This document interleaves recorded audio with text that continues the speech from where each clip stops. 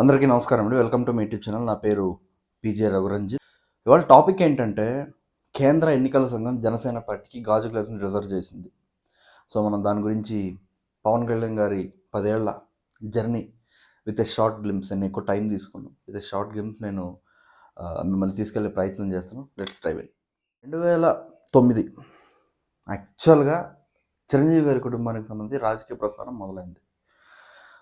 కొన్ని కొత్తగా first time అంటారా, కొన్ని తెలిసి తెలియక చేయని తప్పులు అంటారా, ఆ పార్టీ ప్రజారాజ్యం పార్టీ అనేది లేదు, వెళ్ళిపోయింది కంప్లీట్గా. సో తర్వాత ఏమైంది, ఆ పార్టీ వెళ్ళిపోయిన తర్వాత ఏమైంది, మెగా ఫ్యామిలీ మీద వీళ్ళు రాజకీయాలకు పనికిరారు అనే ముద్ర వేసే ప్రయత్నం చేశారు. సో అందరూ కూడా ఇంకా రాజకీయాలకు నిజంగానే పనికిరారు, పార్టీని విలీనం చేసేసారు, 18 ఎమ్మెల్యేని తీసుకెళ్లి కాంగ్రెస్లో కలిపేశారు, దాన్ని కొంచెం వక్రీకరిస్తూ పార్టీని అమ్మేశారు అనే మాటలు మాట్లాడుతూ ఉంటారు.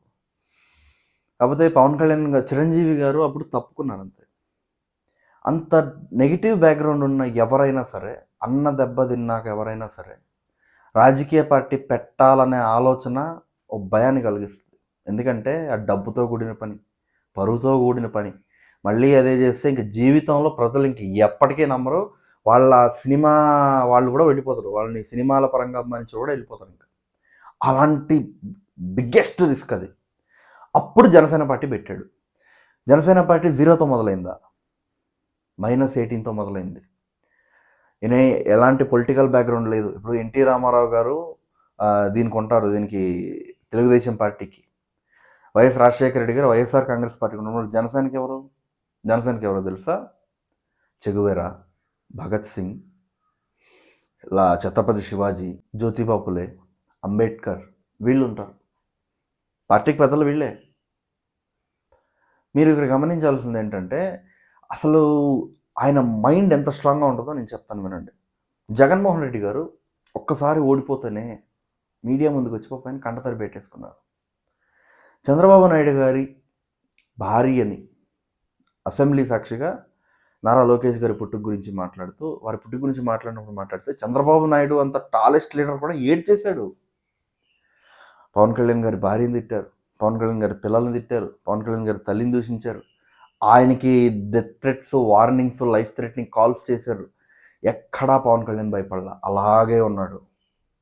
గట్స్ ఉండాలి, దానికి చాలా ధైర్యం కావాలి. ఇది చాలా పవర్ఫుల్గా ఉంటుంది. పవన్ కళ్యాణ్ గారికి మైండ్ చాలా చాలా స్ట్రాంగ్గా ఉంటుంది. ఇది మామూలుగా ఏ రాజకీయ పార్టీకైనా ఆర్థిక పరిపుష్టిని చాలా అవసరం అండి. జనసేన పోరాట యాత్ర చేస్తున్నప్పుడు పవన్ కళ్యాణ్ గారు చాలా ఫైనాన్షియల్ క్రైసిస్ని ఆయన ఫేస్ చేశారండి. కొన్ని విషయాలు నేను షేర్ చేసుకోవాలనుకుంటున్నా. జనసేన పోరాట యాత్ర జరుగుతుంది, విశాఖపట్నం ప్రాంతంలో జరుగుతుంది, విశాఖపట్నం విజయనగరం ప్రాంతంలో జరుగుతుంది. అక్కడ ఎక్కడైనా హోటల్స్ బుక్ చేసుకుందామంటే పవన్ కళ్యాణ్ గారి దగ్గర డబ్బులు లేవు. ఆయన అకౌంట్లో ఉన్నది 3.5 lakhs 4 lakhs ఎంతో ఉంది. సో పవన్ కళ్యాణ్ గారు ఏం చేశారో తెలుసా? పవన్ కళ్యాణ్ గారు అంబేద్కర్ భవన్లో పడుకున్నారు. అంబేద్కర్ భవన్లో పడుకుని రాజకీయ పోరాటాన్ని కొనసాగించారు. పవన్ కళ్యాణ్ గారు, మీరు ఒక ఫోటో ఉంటుంది, ఆయన ఇట్లా నేల మీద పడుకుని ఉన్నది, అంబేద్కర్ భవన్లో ఫోటో అది. అవన్నీ చూసినప్పుడు ఏమనిపిస్తుంది అంటే, పవన్ కళ్యాణ్ గారి రాజకీయ బాట ఏదైతే ఉందో అది పూల పంపు కాదు. ఆయనకి ఏదో ఉత్తిని డిప్యూటీ సీఎం రాలా. చాలామంది పొత్తు పెట్టుకున్న డిప్యూటీ సీఎం అంటే, పవన్ కళ్యాణ్ గారు ఫేస్ చేసినంత హ్యూమిలియేషన్ మీరు ఫేస్ చేస్తుంటే మేబీ మీరు సూసైడ్ చేసుకుని చనిపోయేవారేమో. హూవర్ ఇట్, ఏ పార్టీ అధ్యక్షుడైనా నీ తల్లిని తిట్టి, నీ భార్యని తిట్టి, పదే పదే పవన్ కళ్యాణ్ గారి పేరు ఎత్తంగానే పవన్ కళ్యాణ్ గారు గుర్తుకు రారు, వాళ్ళ ఇంట్లో పిల్లలు గుర్తొస్తారు వీళ్ళకి తిట్టడానికి. పవన్ కళ్యాణ్ పేరు ఎత్తగానే మాజీ ముఖ్యమంత్రి జగన్మోహన్ రెడ్డి వర్యులు వారికి పవన్ కళ్యాణ్ గారు గుర్తుకురారు. పవన్ కళ్యాణ్ భార్యల్ని, పవన్ కళ్యాణ్ గారి తల్లిని ఎలా తిడదాం, ఏం తిడదాం, ఆయన ఎలా కించపడదాం అని ఆలోచిస్తూ ఉంటాడు. 10 ఏళ్ళుగా హ్యూమిలియేషన్. నువ్వు ఎక్కడ పవన్ కళ్యాణ్ గురించి మాట్లాడినా హ్యూమిలియేషన్. అలాంటి పరిస్థితుల్లో పవన్ కళ్యాణ్ గారు పార్టీని ముందుకు తీసుకెళ్లారు. ఎంతోమంది కార్యకర్తలు చనిపోయారు పార్టీ కోసం. జనసేన పోరాట యాత్ర టైంలో పవన్ కళ్యాణ్ దగ్గర, జనసేన పార్టీ దగ్గర ఆర్థికంగా ఇబ్బంది పడుతుంటే సామాన్య కార్యకర్తలు చాలామంది వాళ్ళు వచ్చి అసలు జెండాలు కట్టడం కానీ, బ్యానర్లు కట్టడం కానీ వాళ్ళే చేశారు. ఒక కూలి పనికి వెళ్ళే సోదరుడు, మేస్త్రి సోదరులు కానీ, మనకి ఆటో తోలుకునే సోదరులు కానీ, మనకి ఈ క్యాంటీన్స్ నడిపేవాళ్ళు, ఈ బండ్ల మీద ఇడ్లీ అమ్మేవాళ్ళు, వీళ్ళు జనసేన పార్టీకి నిలబడ్డారు. జనసేన పార్టీ పవన్ కళ్యాణ్ గారి పుట్టినరోజుకి కంప్లీట్గా ఇంకా ఆయన ఆయన ఆ రోజు కంప్లీట్గా పార్టీ డొనేషన్స్ పెట్టేశారు. ఇంకా అంటే ఆ స్థాయిలో అలాంటి పార్టీ అది. పవన్ కళ్యాణ్ గారికి, పవన్ కళ్యాణ్ గారి అభిమానులకి జనసేన పట్టుకున్న సంబంధం ఏంటి? ఎమోషనల్ కనెక్ట్ అంతే. మాకు పవన్ కళ్యాణ్ డబ్బులు ఇవ్వట్లేదు కదా మేము పోరాటం చేయడానికి. మా డబ్బు మేము వడ్డీ పోరాటం చేస్తున్నాం. మొన్న ఎలక్షన్స్కి నేను క్యాంపెయిన్కి వెళ్ళినప్పుడు సొంత డబ్బులు ఖర్చు పెట్టుకున్నాను. నా డబ్బులు నేను ఖర్చు పెట్టుకున్నా. నాలాగే లక్షలాది మంది పెట్టుకున్నారు. విదేశాల నుంచి వచ్చి ఖర్చు పెట్టుకుని ఎన్నికల ప్రచారం చేసినట్టుంటారు. చాలా మీరు ఇట్లాంటి సినారియోస్ మీరు వేరే పార్టీలో చూడరు. నేను నీకు డబ్బులు ఇస్తాను వచ్చి పని చేయంటారు. కానీ ఇది అలా కాదు. పవన్ కళ్యాణ్ గారితో ఒక ఎమోషనల్ బాండింగ్ ఉంది మనకి. పవన్ కళ్యాణ్ మనోడు ఇన్ ద సెన్స్ మా ఇంట్లో వాడు అన్న కాంటెక్స్ట్లో ఉంటుంది. ఆయన 2014 నుంచి 19 వరకు ఘోరమైన హ్యూమిలేషన్ చూసిన తర్వాత 2019 ఎన్నికల్లో ఇంకా ఘోరమైన హ్యూమిలేషన్ చూశాడు. అయినప్పటికీ 300 కోట్ల దగ్గర ఖర్చు పెట్టినప్పటికీ భీమవరంలో గెలిచేశాడు. మీరు విన్నది కరెక్టే, భీమవరంలో గెలిచేశాడు. కానీ అప్పటికి మళ్ళీ రీకౌంటింగ్ వేసి పవన్ కళ్యాణ్ ఓడించారు భీమవరంలో. నిజానికి 2000 ఓట్ల మెజారిటీతో పవన్ కళ్యాణ్ ఆయన గెలిచేశాడు. ఆయన ఎమ్మెల్యే అయిపోయాడు. రీకౌంటింగ్ వేసి మళ్ళీ ఆయన ఓడించారు భీమవరంలో.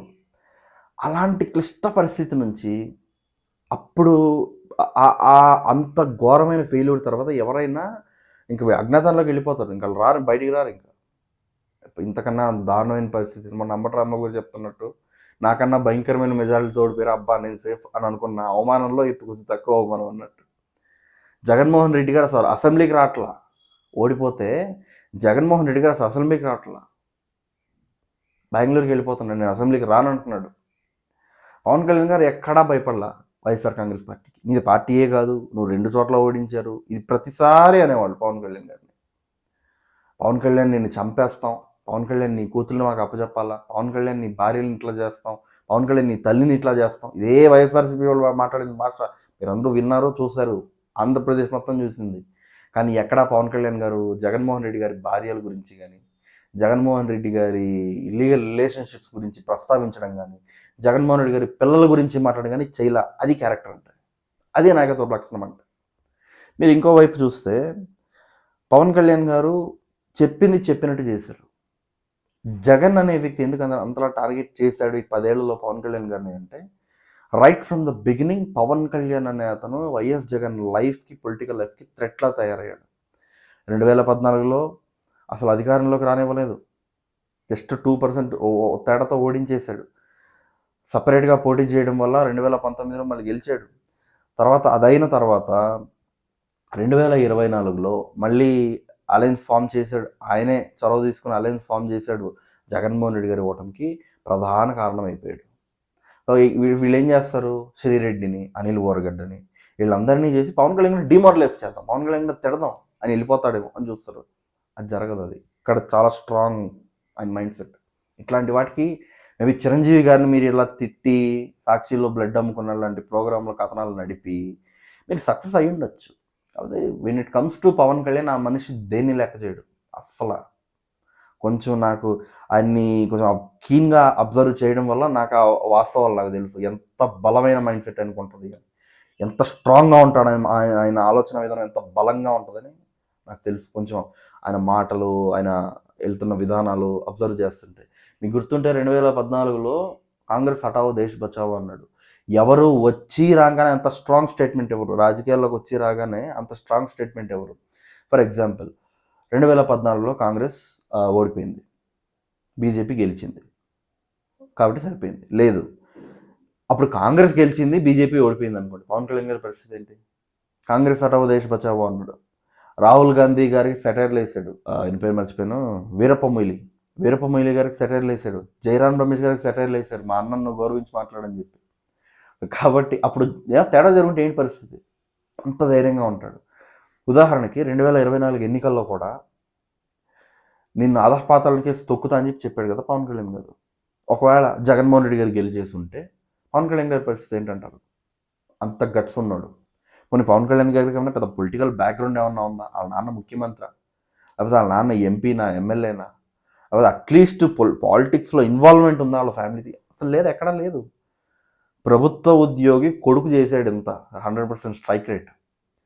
10 ఏళ్ల మన కష్టానికి 100% స్ట్రైక్ రేట్ వచ్చింది. 2022, 21 త్రయంలో ఐ థింక్ మున్సిపల్ ఎలక్షన్స్ జరిగాయి. అప్పటిదాకా వార్డ్ మెంబర్స్ లేని మనకు వార్డ్ మెంబర్స్ వచ్చారు, సర్పంచ్లు లేని మనకు సర్పంచ్లు వచ్చారు, కార్పొరేటర్లు లేని మనకు కార్పొరేటర్స్ వచ్చారు. 2021 అనుకుంటా, ఇఫ్ ఐమ్ నాట్ రాంగ్ 2021 అనుకుంటా జరిగింది.